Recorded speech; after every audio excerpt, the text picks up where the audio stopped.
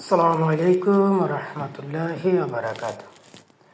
কেমন আছেন বন্ধুরা? আশা করি সবাই ভালো আছেন। সকলের দোয়া আলহামদুলিল্লাহ আমি ভালো আছি। তো আমি আফসার আবার এসেছি আপনাদের মাঝে কিছু কথা এবং গল্প আড্ডা দেওয়ার জন্য। তো আমি আজকের কথা এবং গল্প আড্ডাগুলি হবে আমাদের বাংলাদেশের ইসলামপন্থী আলেম ওলামা এবং ইসলামিক যত সংগঠনগুলো আছে সকলের কাছে সর্বপ্রথম আমার সালাম পেশ করছি। আসসালামু আলাইকুম রহমতুল্লাহি বারাকাত। আমি আপনাদের কাছে অতটুকুই অনুরোধ জানাবো, কোনো আদেশ না, হুকুম না, বাস অনুরোধটুকু বাস।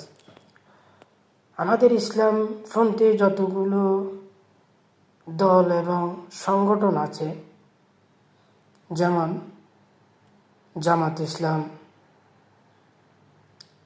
তারপরে দিকে সরমুনাই, হেফাজত, তারপরে আরও অনেকগুলা ইসলামপন্থী সংগঠন আছে। তো আমি সকলের কাছে অনুরোধ জানাবো, আপনারা সবাই শক্ত হাতে এক কাতারে দাঁড়ান, কারণ আমাদের দেশে শগুনের অভাব নাই।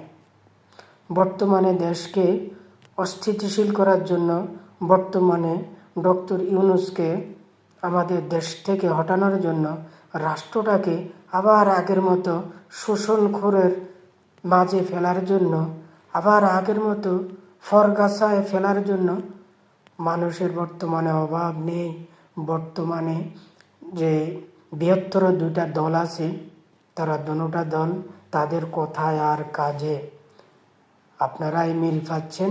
হয়তো আমি কম দেখতেছি, হয়তো আমরা খবরের মাঝে দেখি, আপনারা হয়তো সরাসরি কথা বলেন, হয়তো সেখানে রাজনীতিকের মাঠে মোকাবেলা করেন।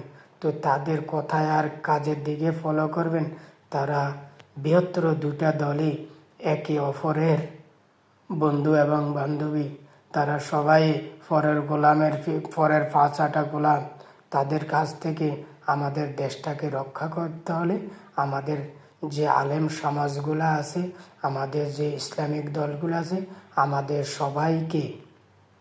সবাইকে আকিদার দিকে না তাকিয়ে, বিভিন্ন অন্য প্রশ্নের দিকে না গিয়ে আমাদের দেশটাকে রক্ষা করার জন্য, আমাদের দেশে ইসলাম প্রতিষ্ঠিত করার জন্য সবাইকে এক কাতারে দাঁড়াইতে হবে। আমি সবার কাছে অনুরোধ